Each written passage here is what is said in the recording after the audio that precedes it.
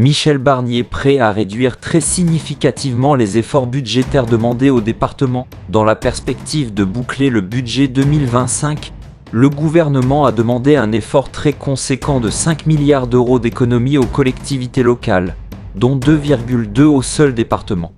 Face à la colère des représentants de cet échelon territorial, le Premier ministre a promis de revoir sa copie dans un discours prononcé à Angers. C'est l'un des gros points de crispation dans le budget envisagé par le gouvernement. Après avoir demandé au département un effort de 2,2 milliards d'euros dans le budget 2025, Michel Barnier s'est ravisé face à la colère.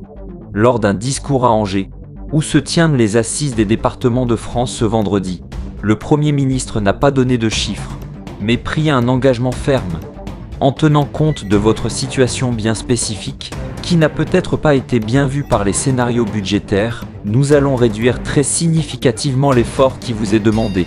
Pour se justifier, Michel Barnier a répété une nouvelle fois que son projet de budget a été ficelé en 3 semaines à peine. Un délai visiblement insuffisant pour prendre en compte les difficultés auxquelles les départements sont confrontés. Ces derniers font face à une explosion de leurs dépenses sociales en matière de protection de l'enfance, d'aide aux personnes âgées dépendantes ou porteuses de handicap, mais voient dans le même temps fondre leurs recettes issues des transactions immobilières et enregistrent moins de TVA qu'attendu. Le cap des 5% conservé, les 5 milliards d'économies aussi. Le chef du gouvernement a évoqué des pistes issues de rencontres avec les représentants des départements, comme la hausse des frais de notaire ou la baisse des contributions obligatoires à certains fonds gérés par l'État. Il a ainsi renvoyé la balle au Sénat, qui a désormais la main sur le budget après son rejet à l'Assemblée nationale. Toutefois, Michel Barnier maintient ses objectifs initiaux.